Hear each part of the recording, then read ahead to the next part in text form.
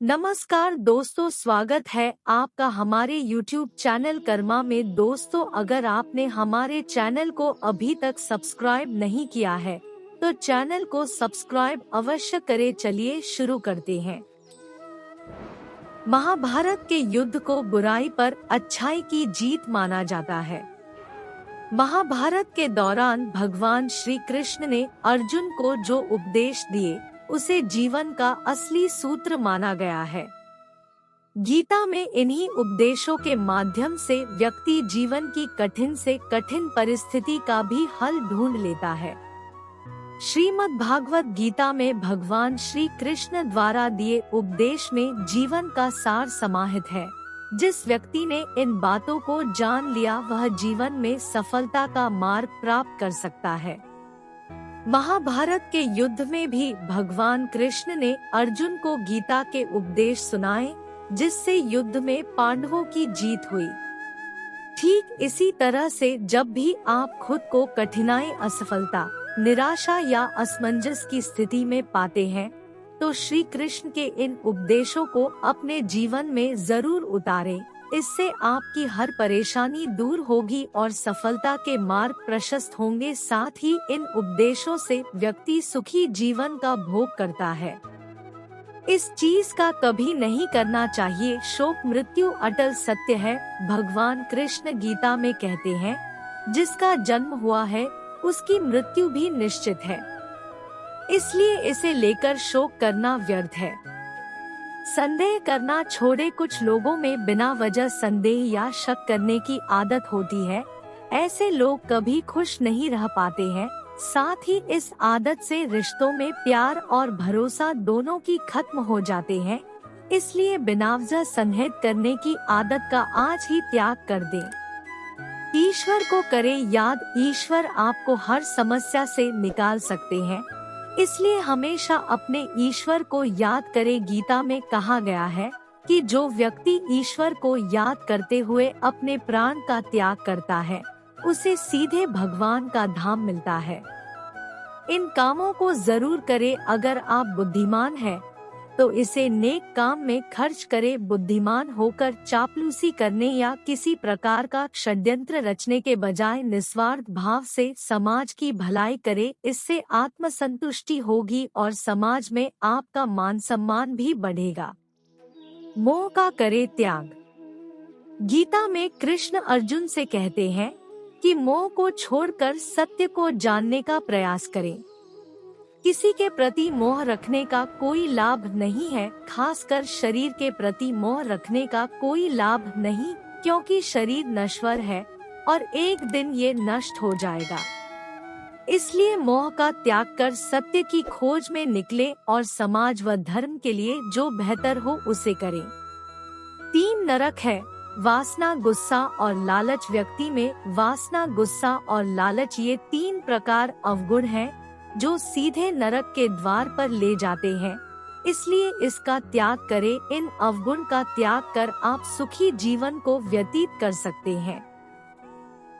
कर्म ही पूजा है। भगवान कृष्ण अर्जुन से कहते हैं, कर्मण्येवाधिकारस्ते मा फलेषु कदाचन मा कर्मफल हेतुर्भूर्मा ते संगोस्त्व कर्मणि। अर्थात कर्म ही पूजा है, कर्म ही भक्ति है, इसलिए कर्म को पूरे मन से करना चाहिए। कृष्ण ने अर्जुन को कर्म योगी बनने के उपदेश दिए। उन्होंने अर्जुन से कहा, जो भी कर्म करो यह सोचकर करो कि वह परमात्मा को समर्पित होता है। मृत्यु से भय व्यर्थ है। मृत्यु का भय हर व्यक्ति को होता है। भगवान कृष्ण कहते हैं, संसार के निर्माण के बाद से ही जन्म और मृत्यु का चक्र चलता आ रहा है और यह प्रकृति का नियम है। जो जन्म लेता है उसकी मृत्यु अवश्य होती है और मृत्यु के बाद जन्म अवश्य होता है। इसलिए मृत्यु से भयमुक्त होकर वर्तमान में जीना चाहिए। भगवान कृष्ण की लीलाओं के बारे में तो सभी जानते हैं। पुराणों में भगवान कृष्ण की बाल लीलाओं से लेकर कुरुक्षेत्र के युद्ध तक कई कथाओं का वर्णन मिल जाता है। मगर महाभारत के युद्ध के दौरान भगवान कृष्ण ने पांडव अर्जुन को जो उपदेश दिए वह आम लोगों की जिंदगी में भी कितना असर डालते हैं, यह बात बहुत कम लोग ही समझ पाते हैं। इन उपदेशों को श्रीमद् भगवद गीता में पढ़ा जा सकता है।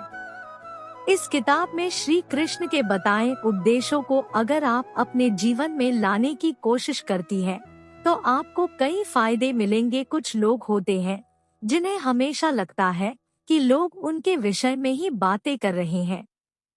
वह यह सोचकर हमेशा परेशान भी रहते हैं कि लोग उन्हें पसंद नहीं करते, मगर वास्तविकता कुछ और ही होती है। ऐसे लोग संदेह करने के आदी होते हैं। पति पत्नी में भी कई बार ऐसी स्थिति आती है जब उन्हें एक दूसरे पर संदेह होता है। गीता में बताया गया है कि जो व्यक्ति किसी पर संदेह करता है वह कभी भी सुखी नहीं रहता। उसके मन में हमेशा शंका बनी रहती है जो उसे परेशान करती रहती है। वह बेशक कुछ काम कर रहा हो, मगर शंका उसे किसी बीमारी की तरह हर वक्त दुख पहुंचाती रहती है। आम जीवन में हम हमेशा ही मोक्ष और नरक की बात करते हैं, मगर क्या आपने कभी स्वर्ग या नरक देखा है? यह हमारी मनस्थिति ही है जो हमें स्वर्ग और नरक का अनुभव कराती है। मगर आपको किसी चीज का लोभ है, या फिर आपको बहुत गुस्सा आता है, या फिर आप वासना के शिकार हैं, तो जान ले कि यह तीनों ही नरक के द्वार हैं। जहाँ लालच आपको अपनों से दूर करता है, वहीं क्रोध आपको रोगी बनाता है और आपके बनते कामों को बिगाड़ता है। इतना ही नहीं, वासना आपको मनुष्य ही नहीं रहने देती, जिससे आपका नरक में जाना निश्चित हो जाता है। क्या आपको पता है कि आपको शोक कब करना है? शायद नहीं। अमूमन लोग तब शोक करते हैं जब वह किसी ऐसी चीज को खो देते हैं जिसका नष्ट होना तय होता है। ऐसी चीजों पर शोक मनाने का क्या फायदा जिनका नष्ट होना तय है? गीता के उपदेशों में यह बात बताई गई है कि कोई मनुष्य अमर नहीं है, सभी की मृत्यु तय है।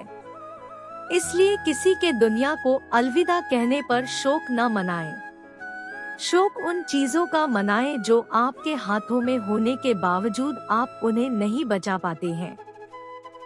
आज के समय में आधुनिकता लोगों पर हावी है, इसके बावजूद लोग इससे वह फायदा नहीं उठा पा रहे जो वह उठा सकते हैं, क्योंकि बुद्धिमान लोग आज भी बहुत कम हैं। अगर आप समझदार हैं, तो बहुत जरूरी है कि आपको अपने साथ वालों को भी समझ देनी चाहिए। इसके साथ ही आप सबका भला नहीं कर सकते, मगर इस भावना को मन में रखेंगे तो आप किसी एक का भला जरूर कर सकेंगे। गीता का 5वां सबसे महत्वपूर्ण उपदेश यह है कि जो व्यक्ति मृत्यु के समय ईश्वर को याद करता है और उसके मन में सभी के लिए अच्छे भाव होते हैं, वह हमेशा ईश्वर को प्राप्त करता है। अगर मन में विश्वास और श्रद्धा है तो आपको ईश्वर की प्राप्ति जरूर होगी। तो दोस्तों, इस प्रकार हमने भगवत गीता के महत्वपूर्ण बातों को रोजाना ऐसी ही वीडियो देखने के लिए आप हमारे चैनल को सब्सक्राइब अवश्य करें। धन्यवाद।